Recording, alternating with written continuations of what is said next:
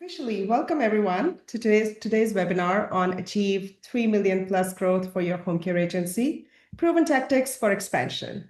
My name is Ruby Mehta. I'm VP Sales at CareSmartz, and I'm thrilled to be your host today.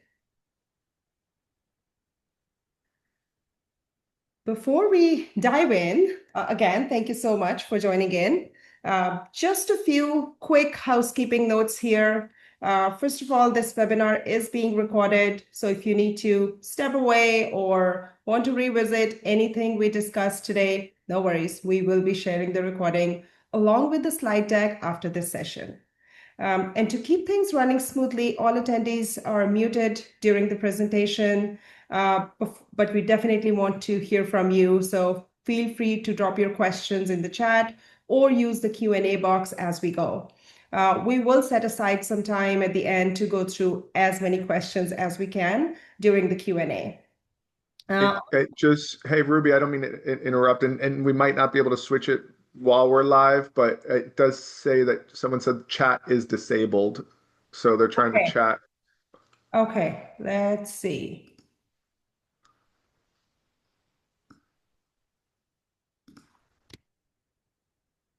And we might not be able to switch it in mid-session. Oh, good. We got Ruby well, that was you. Yeah, that was me just trying. Yeah. Okay. I got it. I think I enabled it. Okay, cool. Yeah. Good. Yeah, chat should be enabled now. And All right. for everyone. Awesome. Yay. Okay. Yeah. If you guys can chat in there, just tell us where you're calling in from. I know it was disabled, but hopefully you can chat. Oh, second.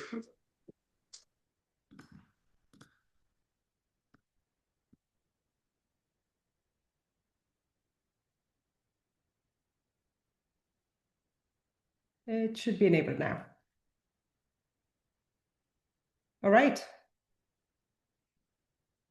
With that out of the way, let's get started. Well, very good. Yay.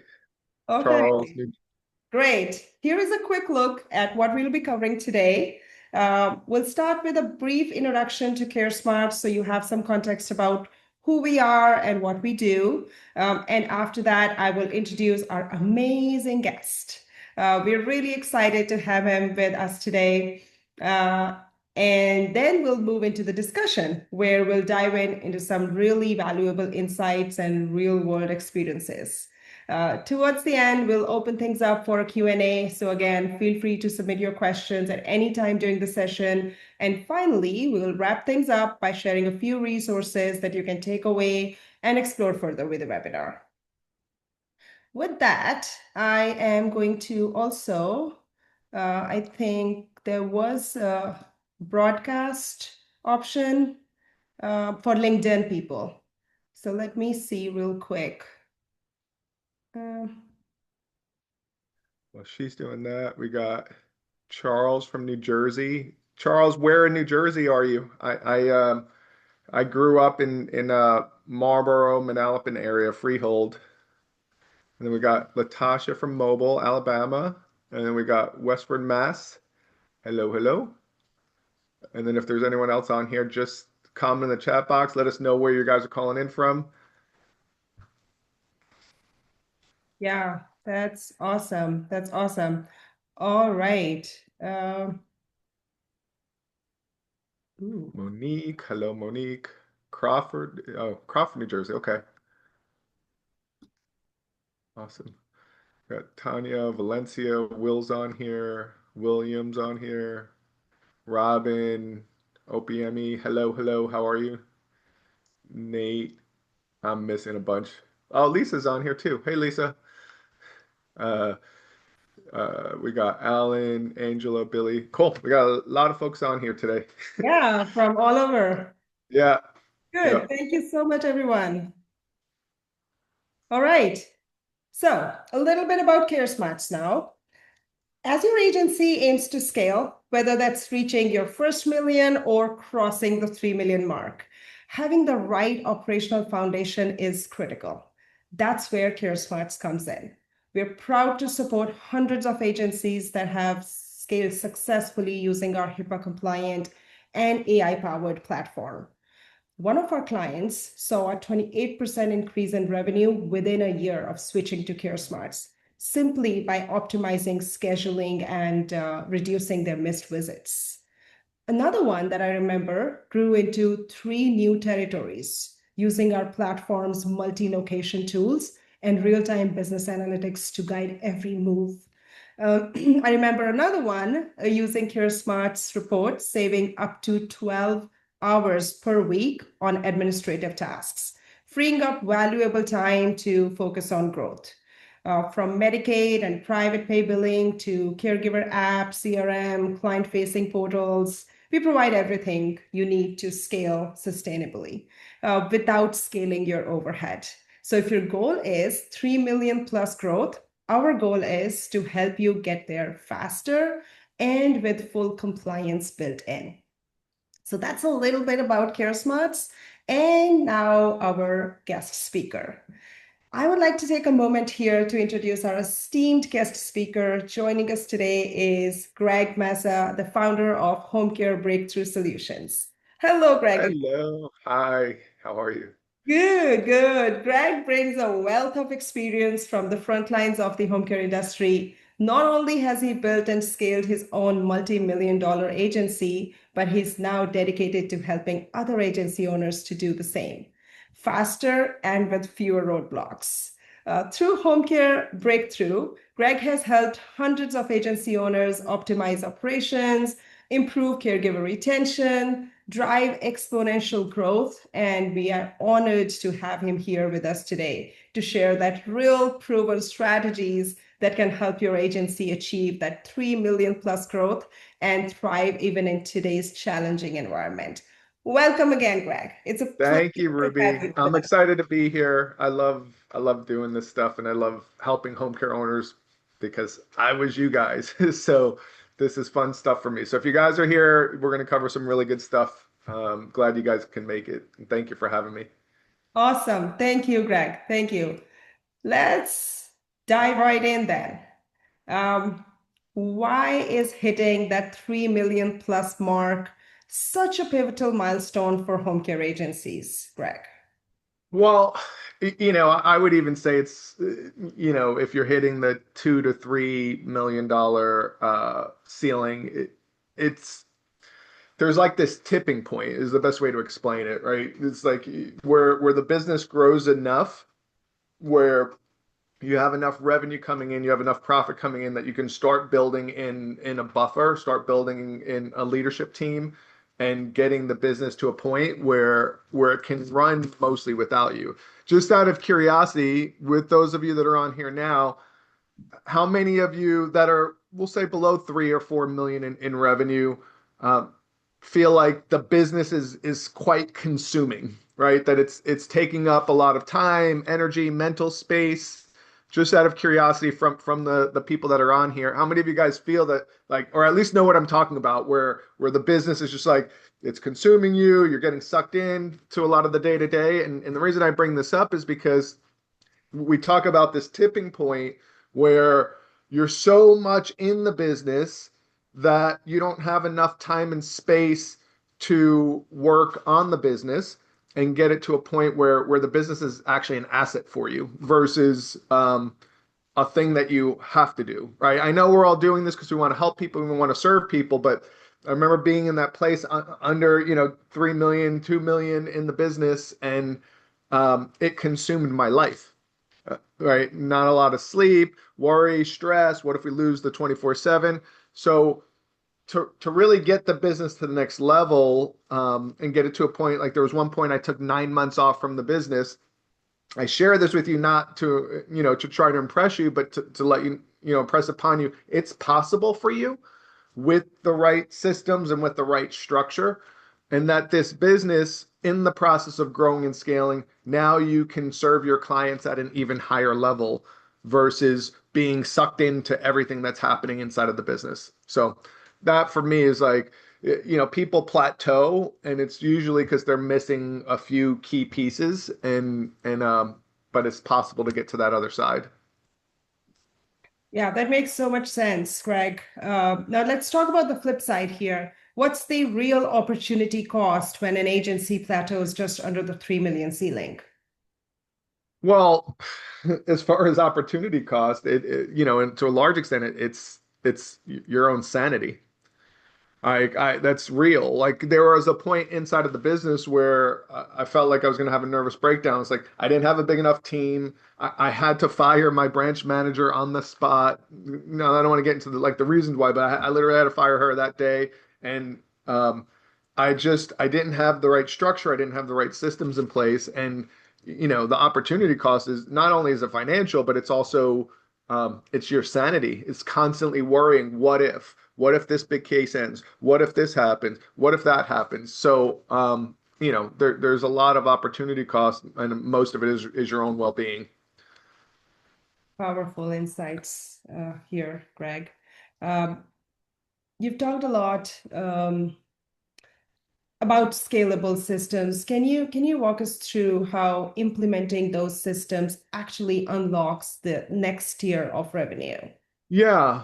Well, I just left someone a message. It's funny. I left someone a message saying this, but it's true. It's like building a business is sort of like building a clock. Right? If you ever, or even a watch, right? If you ever took the face off of a watch and or a clock, you see all like those little gadgets and gizmos and everything working together just to give us the time.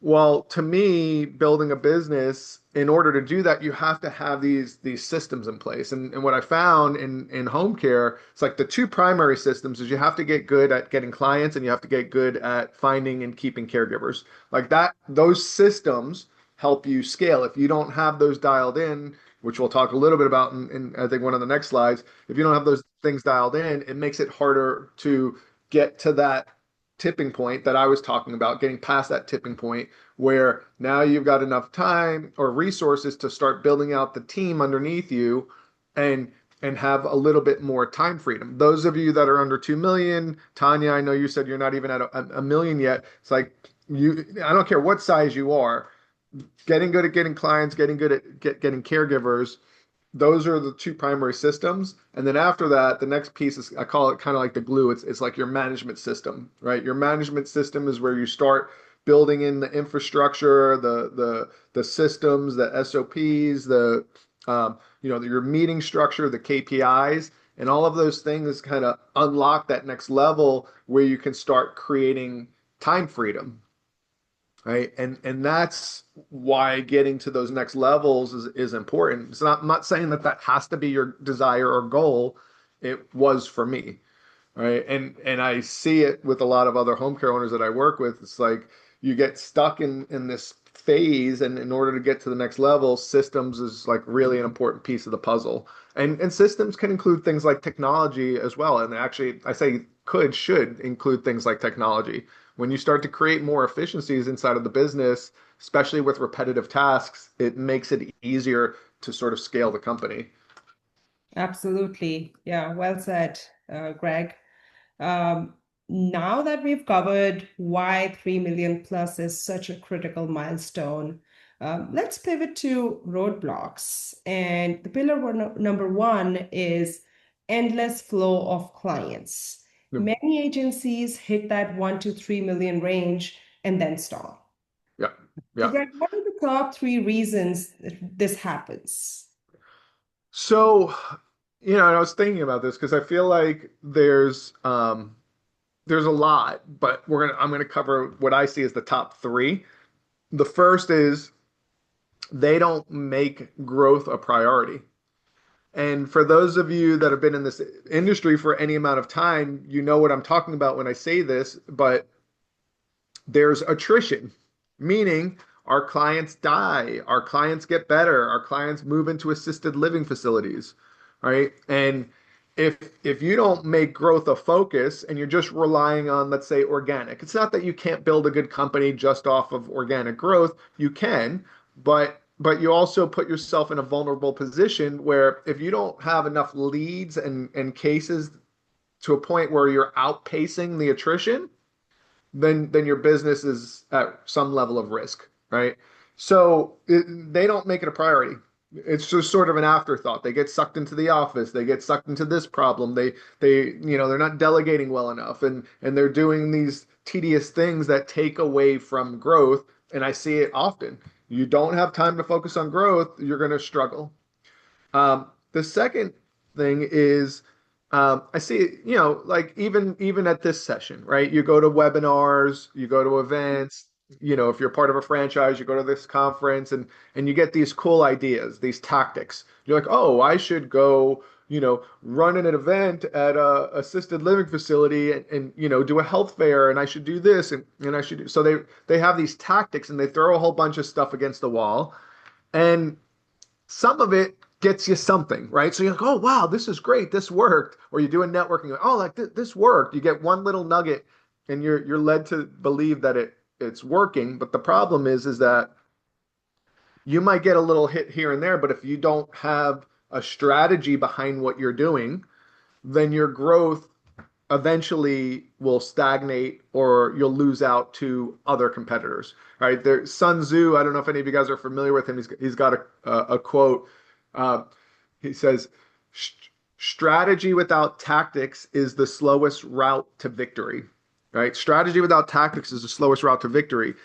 Tactics without strategy is the noise before defeat. What does that mean, right? So with tactics, you make some noise, you have something that does something that looks like, oh, this could be it. I hung a flyer and I got a client, right? Whatever your approach is. I bought an internet lead and it got me something, right? So then you hang on, and thinking like this is it. And that's a tactic. But then you notice the growth gets stalled somewhere. So you make some noise, but eventually your competitors that come to the table with strategy, they're going to win the battle, right? And same thing on the other side. Strategy, you'll still win, right? He said it's the slowest route to victory, but without strategy and tactics working together, it's a slower path. So the key, number two, is like strategies with tactics. If you have that working in a systematic way so you can create predictable results, predictable referrals, predictable leads, that's how you win, right? That's why, we're talking about people getting stuck. They get stuck because they're just doing, throwing things against the wall and hoping that it works. And yeah, and the third one really is right, you got the strategy, you got the tactics, but do you have it in a systematic way? Right? Many of you guys, I think everyone on here has probably heard of McDonald's. Every single one's heard of McDonald's. McDonald's, when I ask people, like, do you think McDonald's has great hamburgers? Every once in a while, I'll get someone that says yes, but reality is come on, McDonald's hamburgers are not great. We eat them, some of us eat them, but the truth is that their product is not the greatest, but they have the best systems that you can open a McDonald's in New York, Idaho, Paris. Like they have systems that work, so you can take someone, plug them into a system, and that's why they're so successful. It's not because the product is good. So anyway, those are what I see, the top three. There's a whole bunch of other ones, but those are like the three core ones that I see. Thank you so much for laying those out so clearly here. Now you've developed a blueprint for a predictable lead generation engine, Gregg. Can you walk us through the core components of that system? Yeah, I mean, there's a lot of pieces. I mean, I talk about it in my book, kind of giving the 60,000 foot, 60,000 foot level of this. But the reality is that, when we talk about strategy stuff, I have a client who's in one of my mastermind groups, and she'd been in business like, I don't know, 18, 20 years, and it just sort of stagnated. She's like, I knew a lot of stuff, but I didn't know how to put all the pieces together. And she had a mix of business, but it was doing a lot of shorter shifts. And I was like, hey, we got to focus on your avatar. This avatar, what do I mean by avatar? It's who's your ideal client, right? Because I think most of you, I don't know, just out of curiosity from the people that are on here, if you don't mind sharing, how long have you been in business? How many years have you been in business? I just more genuine curiosity. Because I feel like anyone that's been in business for any amount of time, when I say this, you'll know. Would you rather have a hospice client or a long-term Alzheimer's dementia client? Right? Now, I got into this business because of hospice. So I absolutely, I love hospice. I love what it does. I love what it provides. But typically, right, Cho, thank you, right? Typically, it's like you have, if you're not clear on who your avatar is, who your ideal client is, and you're just going after anything and everything, like, oh, we just do home care, right? There's a reason why the needle doesn't move. Well, Peg, she made some tweaks. This was one of the big ones, was focusing on her avatar, and she ended up growing $1 million in revenue in a year. And this was like one of the big needle movers. So it's like get clear on your avatar, and then from a strategy standpoint, is you want to differentiate your business because if you're selling home care, bathing, dressing, toileting, transferring, or some of you like if you're selling peace of mind, I get we're selling peace of mind, but do we have something tangible that separates us from everybody else? And if you don't, it's just a harder battle to win because you're competing with everybody else. There's this book called Red Ocean, Blue Ocean. I'm not going to get into the specifics of it, but essentially it talks about like the red ocean is where everybody fishes and all the fish are and all the sharks hunt. You want to be in the blue ocean, right? Your own little space. Still within home care, but you have to have a good strategy for doing that. So it's kind of the strategy part. The rest is when it comes to sales and outbound sales, what activity should I focus on? Like what works? And I learned through my own trial and error mistakes and being in this industry for so long. It's like, I tried this and this doesn't work. I've done this and this works sometimes, and I've done this and this works consistently. So once you start figuring those things out, now you have the magic formula and you have these KPIs that focuses on what I call both lead and lag measures. The lead measures are the key activities. The lag measures are the results, right?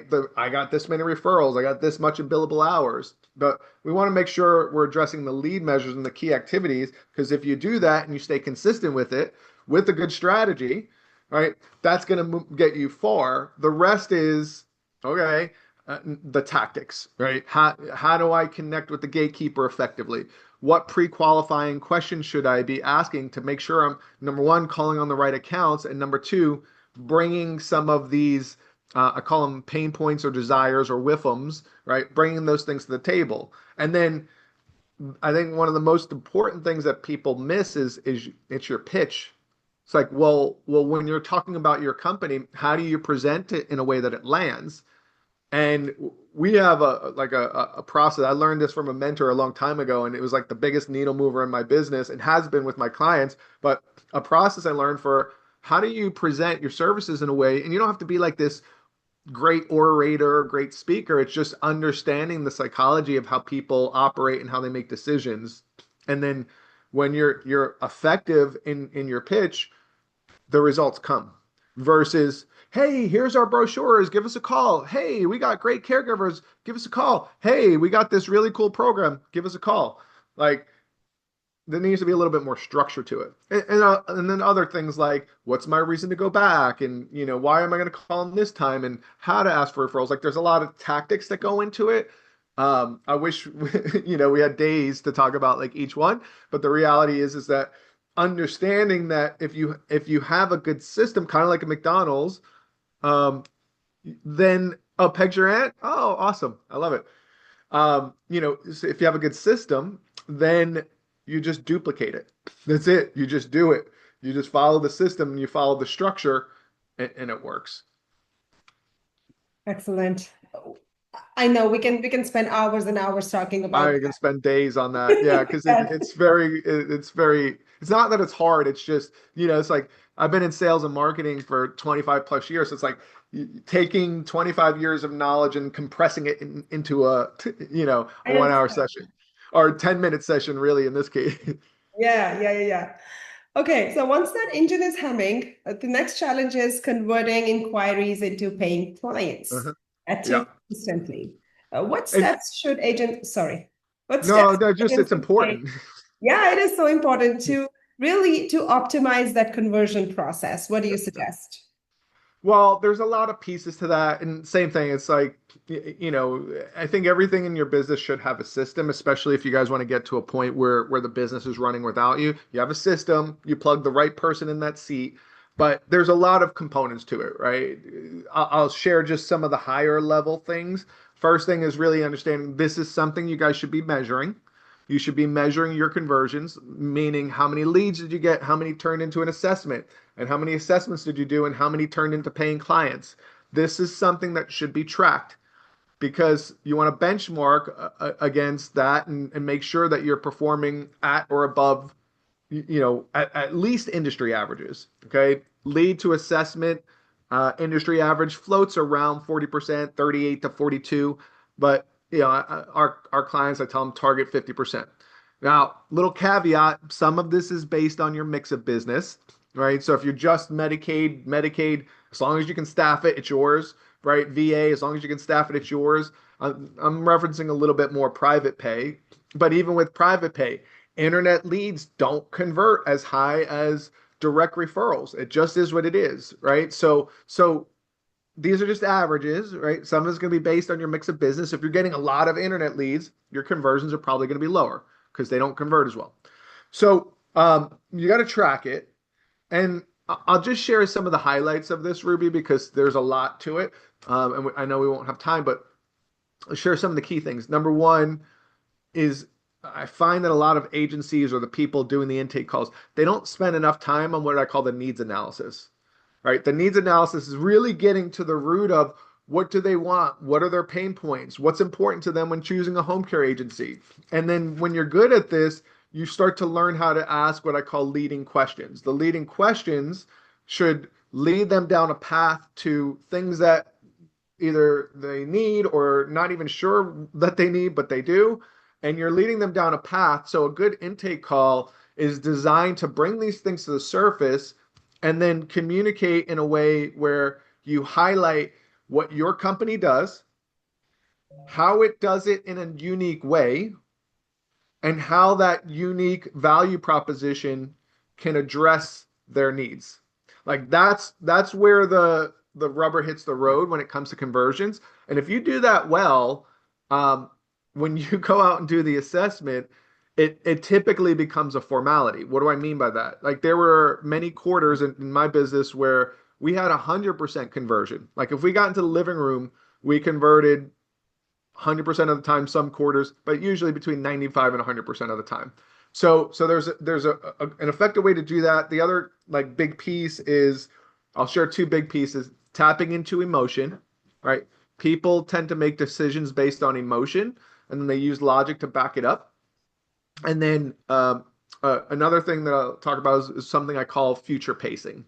Future pacing is something I learned from one of my mentors, but it's helping people, right? They have this pain, they have this problem. And then the future pacing is showing them once we get the great caregiver in the home, once we set up our, we had a wellness program, right? So once we implement our wellness program, it's like their life gets easier. So you sort of paint that picture. And you guys know what I'm talking about. How many of you have had clients where you got good care in place and it just brought so much relief to the family? So that's a concept that you want to incorporate into your intake call process, tracking it, tapping into emotion, having a strong value proposition, spending time on the needs analysis, and then future pacing, and then assuming the next steps, right? All of those pieces working together, you're going to improve your conversions, right? As just a matter of time. Awesome. And I want to say something. I know we're going to jump to the next, and you can go to the next slide as I'm talking, but I think it's important for you guys to really understand the lifetime value of a client, right? Activated Insights or Home Care Pulse, they talk, they do the benchmarking studies. Many of you guys get those studies, but to really understand that, like the lifetime value of a client for many businesses as an average is 15,000 in revenue. Now, I know that's not all profit, but even if we're conservative and we say $2,000 in profit, every case that you don't convert, it costs you a minimum of $2,000. Like, now, I don't want you guys to think that I'm shallow. I don't look at my clients as my potential clients as like just a number. That's the business side of me talking. Obviously, I care about my clients. I want to serve people. I want to help more people. Like that's the goal of the home care business, is to help more people. But from a business standpoint, when you understand every missed opportunity, you just gave away $2,000. And when you understand that, you make these conversions one of your top priorities in getting good at it. So anyway, that's all. Thank you. Let's move on to pillar number two, finding and keeping more caregivers. Greg, first up, what's working today when it comes to sourcing high Yeah. quality caregivers? So it's a loaded question, but it's a good one, right? Because there's lots of components that go into recruiting. Right? You want to look at recruiting as sort of this system. Right? We're talking a lot about systems today, but it's true. Recruiting is a system. And I remember, I don't know who had their business when COVID was around. How many of you realized like during that time it was harder to find caregivers? Some of you might have even gone to the length of saying it was impossible. It's definitely harder.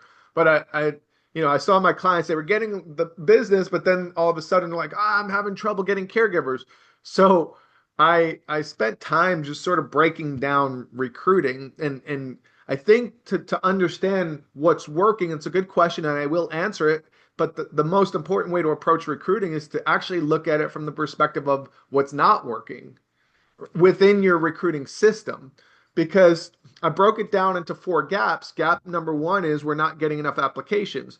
Well, inside of that, there's a whole bunch of things that you can do, right? More effective recruiting ads. A lot of people are still writing your traditional ads that look like everybody else, right? So really being effective in your ad copy, even simplifying your application process, updating your ads regularly. Like, and there's a million sources. Everyone uses Indeed. They're the powerhouse, but there's other ones.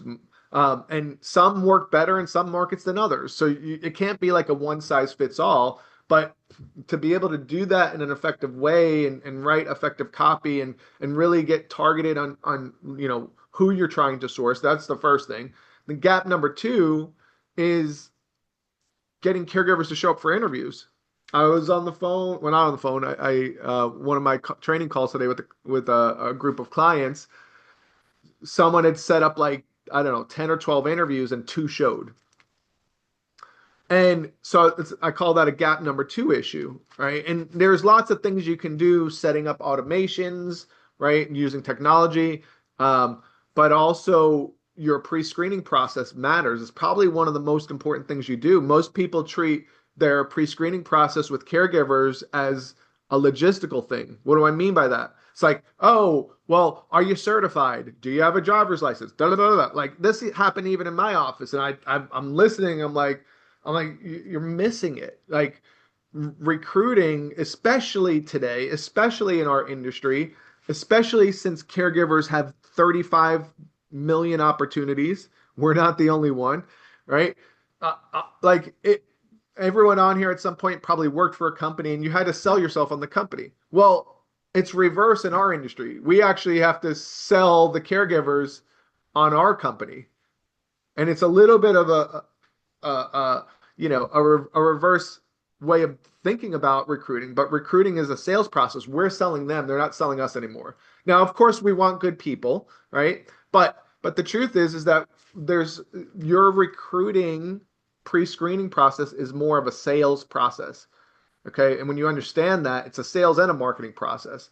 There's lots of little things that go into that, warming up your applicants before they even do the interview, right? Pre-selling, I call it pre-selling them. It's setting up the automations like we talked about. It's how you handle the pre-screening calls. So there's a lot of little components that go into this, but from big picture, when it comes to your business, you have to look first at, well, where is my gap? Is it gap one? Is it gap two? Gap three is I interviewed them, but I couldn't get them to work, right? And everyone on here knows what I'm talking about, right? Either you didn't get the paperwork done, they didn't bring in their stuff, they took another job, they, said they were available for this shift and then they weren't and they disappeared, blah, blah, blah, right?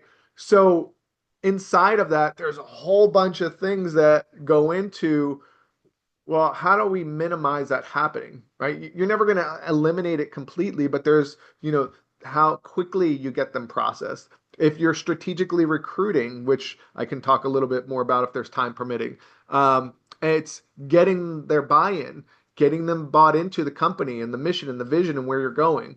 So there's lots of little pieces. And then gap number 4 is we got them to work, but they're not staying, right? Which is retention.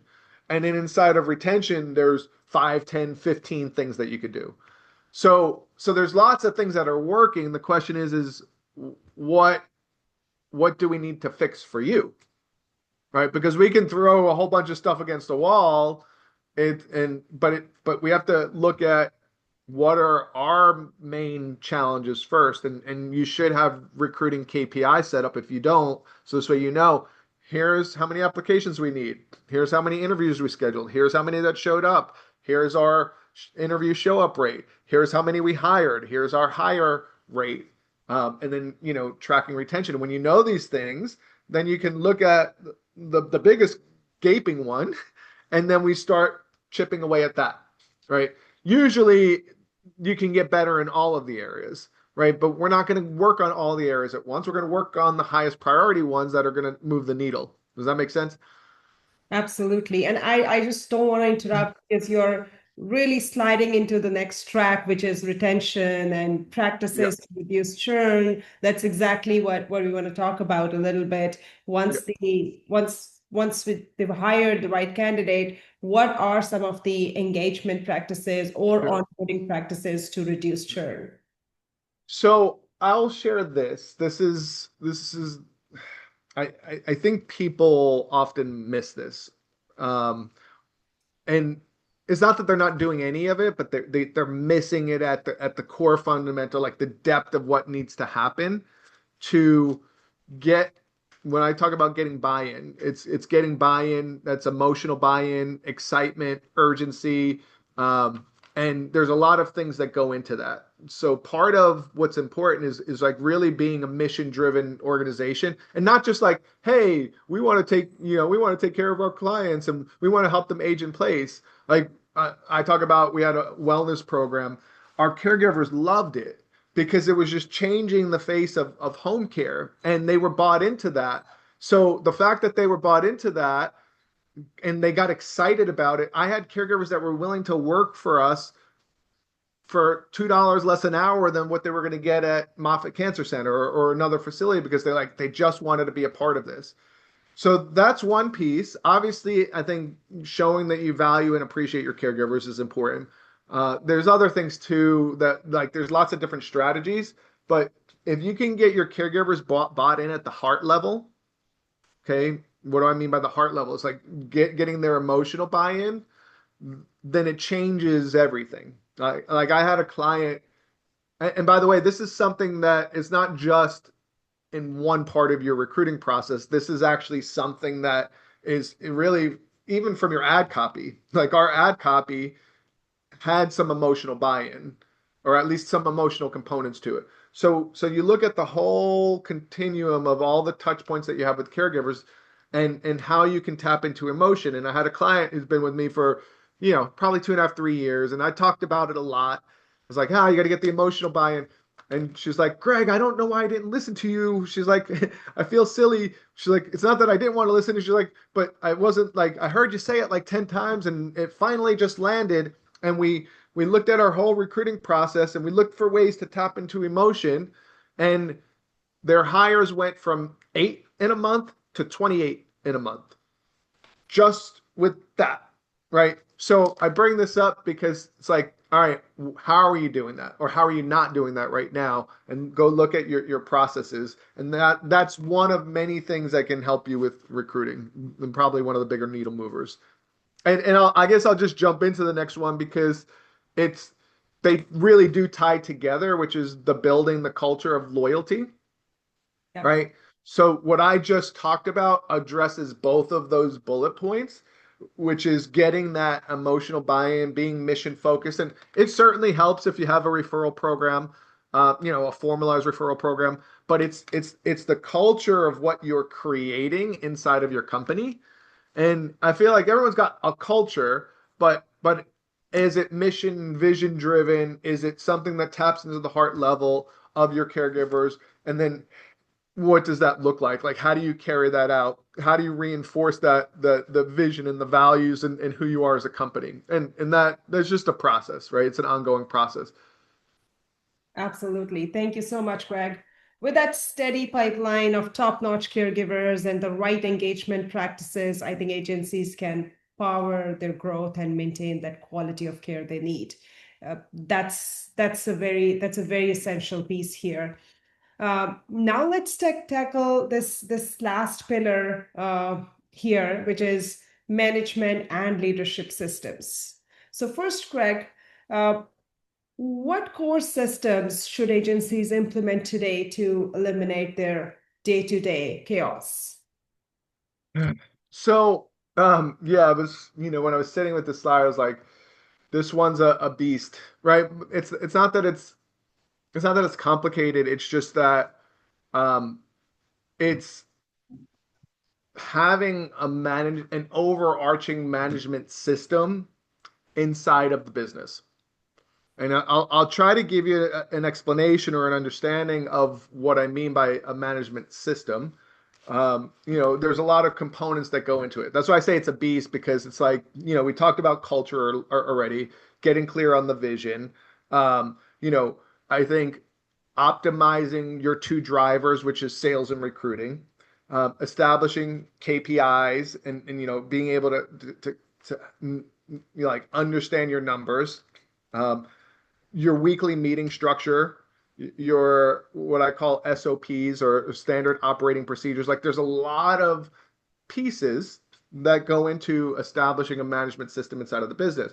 Now, full transparency, like an agency under 1 million, I don't know that I'd go full force at like having a management system in place. You can put some pieces in place early on, and I think that's a smart thing. I feel like having an effective management system when you start getting to like 2 million, 3 million, those are the times where you start really looking at how to do that comprehensively versus just pieces of it, because it's such an important part to eliminating chaos, right? The more structure you have, and there's a lot of pieces that go into that, right? Even your strategic planning, like those things will help your business greatly.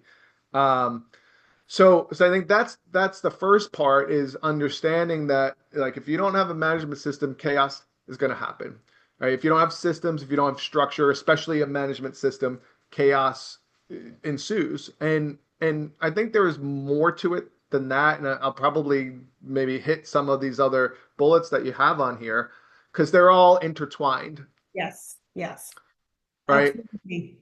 Yeah, So go go ahead. ahead. Go ahead, sorry. No, I was just going to say, like the management system is sort of the big piece, but then you talk about like accountability. Well, accountability, there's a lot layers to that, but one of the first things that I do with my clients, in fact, Adonica, if Peg's her aunt, she'll speak to this because she's like, oh my gosh, this has changed everything. But it's starting to establish the KPIs inside of the company. Like how do you do that though? Well, you've got to get clear on the roles and the responsibilities first, and understand like who's doing what. You've got to get the right people in the right seats on the right bus. And you're like, well, what does that mean? Well, the right bus is the right structure. Like when I work with my clients, um, I have a lot of clients that are in my mastermind group, and often when they come to me, it's like one of the first things we look at is their structure, like the company structure, because what ends up happening is if they don't have the right structure, it does create chaos. So it's not just the structure, meaning the roles, but it's also um, who's doing them. Because this might make sense to some of you, and I'll try to talk through it quickly. But if I was going to put someone in a sales position for my company, would I want someone who's extroverted or introverted? And you guys can comment in the chat box what you actually think. Would I want someone who's extroverted or introverted? Would I want someone who is assertive or someone who's passive? Right? What would, if you're going to hire a salesperson, what would you want? See, what most people do is they hire because they've done the job before. And I'm not anti doing that. It's great if you get the right person who's done the job, but also has the traits and the qualities that you're looking for. So once you get clear on roles, responsibilities, you get the right people in those seats, then we establish KPIs, and there's KPIs at the role level. So every position in your company, they should have things that we're tracking that move the needle for that role. And then there's things that are the weekly meeting level, right? And by the way, what I'm sharing, guys, there's not a one size fits all. So I can't be like, hey, you should do it this way, because part of it depends on the size of your company. So there's a lot of variables. But at the weekly meeting level, there are certain things that get tracked and addressed. And then there's what I call the leadership level. The leadership level are some of the higher level things that need to be tracked as a company, which include things like financial metrics and some other important components. I think Ruby, there's something about that on the next slide, but once you get clear on the roles and responsibilities and you build some accountability in place, which is here's your role, here's your responsibility, here's how I'm going to track your success. All right. And in doing that, now you've got the systems and you got the people in the systems, and now it starts to free you up, and you have your finger on the pulse. You don't have to be the one doing everything. All right. Especially with bullet point number 2, which is delegation. Right. Delegation is a multi-layered thing as well. It's like, all right, well, it filters through you. What should you as the owner be focusing your energy and attention on?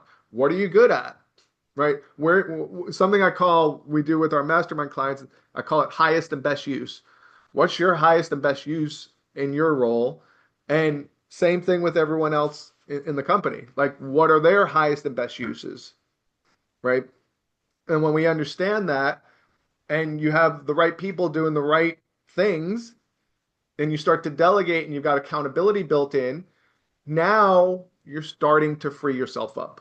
You're starting to be able to delegate more. And I have some tools like I don't I wish I don't know, Ruby, the people on here, I have some tools around this, like a it's called a clarity tool. It helps people know, like, all right, what things should I be doing? What things should I be delegating, eliminating, even automating? So I don't know. I can share it with you, Yeah, and you can get it absolutely. to the audience if you Yes. want to. We can just add it to this slide deck. Yeah, send it to me. I'll add it to the slide deck. And once we post this slide deck, they will Okay. have it. Okay. Thank Cool. you. Thank you, All right. Greg. You're welcome. You're welcome. All right. So let's explore profit drivers and mindset shifts. Greg, Yeah. um, Yeah. the key financial levers here, margin, pricing, utilization that agencies should focus on to maximize profitability. Yeah, there's a lot of pieces in here, right? So remember I was talking about like leadership KPIs. One of the things that we have our mastermind clients do is they don't have to do it. It's we put together like a little tracker for them. And obviously revenue is a key driver. It has to be, right? But so is margins. What's your gross profit margin percentages? What's your net profit margin percentages? What I found, one of the biggest impacts on your profitability is something called salary cap or salary efficiency ratio. So if you guys were to look at a profit and loss statement, you got revenue, but as far as expenses, your biggest line item is caregiver wages. Your second biggest line item for most of you is in-office wages. So there's certain metrics that you want to monitor with that, because I've talked to people and their salary cap was so high, which was like squeezing their profitability, and they were overstaffed. And the reverse can be true too. There are times, like I have a client right now, they're doing like 5 million a year, and he shared his salary cap, and they were understaffed. Right. So there's things that we can do to be able to uh, manage those things and just keep an eye on it. And same thing, tracking KPIs. Those are the things that I'm talking about that correlate with growth. It's like you got revenue, you got gross profit margins, you got profitability. Then there's other things like referrals and conversions. Like there's several things that have the highest impact on your ability to scale, and many of them are sales and recruiting related, right? Because if we're driving, remember the two drivers, if we're driving sales and we're driving recruiting, the business will grow faster. And, and then leadership. You want me to talk about that? Because Absolutely. it's like, I mean, you hit it on the head, right? And there's so much I can share here. In fact, I did gosh, like 3 months ago, I did a leadership conference, and there's so many um, things that I see, I had to go through this transition myself, which is transitioning from the mindset of many of us used to be employees, right? And we want to be the best manager. So if we show that we're willing to do everything and all like I'm willing to do on call, I'm willing to do that. Like I want everyone to see me as that person, and you're worried about how the staff perceives you versus thinking like a visionary CEO, which is I have to be able to work on the business. And my biggest responsibility is the business and working on the business and scaling the business and not doing the business. Now, I know there's stages in the earlier stages, you don't have a choice. You have to do. And then even in the middle stages, there's sort of like how much time do I dedicate to doing versus working on the business? And one of the things a mentor taught me is like, Greg, you got to make time every week, no matter what, to work on the business. Because if you don't, then you just keep being the business and you never work on the systems and the strategies and all those other things. He's like, you got to work on the business. And he's like, it might seem at first like it's not moving. It's not moving fast enough. But you do this every week, non-negotiable, uninterrupted time where you're working on the business, the strategies, the systems, the structure. And then you get 6 months down the road and guess what happens? You look back and you're like, holy cow, now you're starting to have more time freedom and more space and better results. So you have to start moving from operator to CEO. And that means delegating things off your plate, valuing your time more, and leading from that way and understanding like, hey, listen, if you don't scale your business, you might not have a business. So where does that leave you? Anyway, I get a little passionate about that because it's such an important piece. And it's everyone, I say it without judgment because I went through it too. I had to go through the phase of like feeling guilty if I wasn't going to be in the office that day, like feeling guilty if I wasn't going to do on call anymore. And I had to really work my way through that. Absolutely. Great, great insight there, Greg. This a CEO mindset driving the ship with right KPIs on the dashboard, agencies are well equipped to break through barriers and accelerate growth. 100%, 100%. If I think from today's session, if there is one takeaway every attendee can take, whether it's about their caregiver retention, bringing that culture in, or lead generation, or the CEO mindset instead of an operator mindset. I think it's a great. There are so many wealth of knowledge that you shared, Greg. But yeah, we'll share all of this with our attendees. It's a great insight. Thank you. You're And welcome. that brings us to the end of this insightful webinar today. Any final thoughts if you'd like to share before we jump into questions? Or otherwise, while Greg is sharing final thoughts, everybody, please feel free to send your questions in. We do have a few minutes left. We can still answer some of them. And if we cannot answer them live, we can always email you the responses. But do please send your questions in. Start typing in your questions now. All right. All right, I'm gonna look at the Q&A chat box here. Greg, if you have any final thoughts, please feel free to share. Everybody, this is your chance to get that tailored advice on your biggest obstacle, if there is any. So drop your questions in the chat, and let's dive in. We do have final few minutes left here.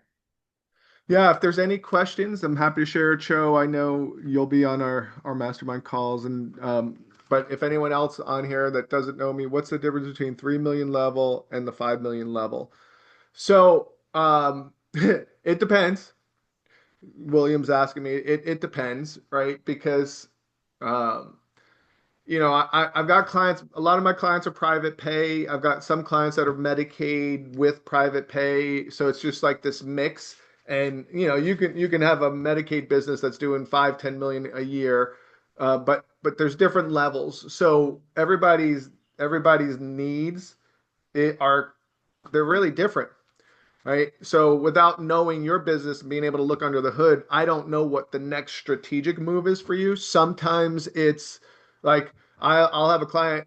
I'll give you an example. Right now, I have a client that's doing 5 million a year. They were at 3.5, 4. Uh, for him, believe it or not, the first thing we had to work on was his margins. So we worked on his margin. His business was all organic. Now the next move for him is he's working on building out his sales pillar. So he's going to start. He's hiring a salesperson, and he's going to implement our sales system. And now he's going to start focusing on that. So what he needs might be different than you. I have clients that are doing 3 or 4 million that have a salesperson. That we just have to optimize what they're doing, and then we start looking at building what I call other pillars, right? There's not just one way to grow the business. There's additional uh, geographical expansion. I have some clients that are doing acquisitions. I have some clients that are like, I have one salesperson. We got this working. Now we got to hire a second. Some people, it's leveraging other marketing tools like email marketing. Maybe it's optimizing the pillar of online marketing, right? And online marketing, I have a lot of people that are like, oh, I just want to do online because they think it's easy. Except for those of you that have done it and you realize like, oh, I'm spending all this money, but not really getting the result. All right, because online marketing, I'm a fan of online marketing. So I'm not anti-online marketing. I think it needs to be a pillar in the business. But if you rely solely on that and you're not growing, there's a reason. Right? A big part of that is that you don't have direct referral relationships. And we got to build that out. And that those opportunities are endless. So everybody's different, right? I can't tell you between this 3 million, this 5 million, these are the absolute differences, but it's usually like they've got to optimize sales and their sales efforts. They start building out some of the other pillars. And what I mean by pillars, also conversions. So I wish I had time to show you a chart. Like it's a concept called the multiplier effect. If I showed you how to increase the lifetime value of a client by 10%, how to, increase the number of referrals by 10%, how to improve our conversions by 5%, and I map that out for you, right? That alone, those little incremental improvements can mean $1 million in growth for a company. I'm not saying that it will, but for some cases, in some cases for clients, it has been, right? So you build that out and then so you optimize, you start building out additional pillars, and that's really how you scale. So strategies for retaining top caregivers, there's the same thing. There's lots of things that you can do. Looking at appreciation, you got to look at. I don't want you to solely focus on this, but it can play a part. Your bill and pay rates, right? So some of you that are Medicaid in markets where reimbursements are lower, you have to manage margins, so you can only pay so much. So you're gonna have to look for other ways to retain them. What are your appreciation programs? Are they bought into the mission and vision of the company? Do you have a caregiver mentor program? Do you have we call it like a 90-day benchmark, or we call it the 90-day golden handcuffs program? Like there's different things that you can do to retain caregivers without knowing what you're doing now. It's hard to say, well, because it's never a one size fits all. There's a whole bunch of options that you can do. And the best way to manage the business is to look at what do you need specifically for your business. And then based on that, then you map out, the whatever strategies you're going to implement for retaining caregivers. One of the easiest ones is just take good care of them. Have touch point calls. Make sure that they're happy. Maybe roll out a mentor program. But I say that because depending on what size you're at, the mentor program might not be right for you yet. Right? All right, And I think we got time for one more, or maybe not. yeah, I'm not an expert here, but I do want to say that when I talk to home care agencies, caregiver reward system also helps a lot in retention. Yeah. And there Yep. could be any parameters to it. It could be no Agreed. call-offs in 3 months, no missed visits, or going above and beyond for specific clients. I don't know. There are so many ways that you can measure and reward your caregivers, and that really helps too in retention. Yep. Agreed. Two Yep. cents. Absolutely. All Um, right. How does on to client referral bonus strategy, prospective referrals? Oh yeah, Nissan. You can't. I don't play that game. I just I get referrals from referral sources without kickbacks because I don't know a way to do it legally. Um, and then William's asking me about 401k. This just came up on one of our mastermind calls today. I'm not anti 401k. I think benefits are nice. They can help a little bit, but they're not always the answer, right? More of the answer is the stuff that I talked about before, getting the buy-in, getting them excited, capturing them at the heart level. So I think there's a lot of pieces that go into recruiting, and without knowing your specific situation, I don't know that benefits is the answer. Just the data suggests that it may not be. Like I think having benefits is a good thing, but how much weight we give it depends. all right. All Thank right. you so much, everyone. And we will send this slide deck and this recording with you. If you have any questions, feel free to email us your questions and we'll definitely respond back. Yeah. And then maybe what we could do when you email it out, you can put my email in there in case anyone has questions for us. Perfect. All right, guys. Thank you. Thank you so much. Bye bye. Thank you, everyone. Thank you. Bye-bye.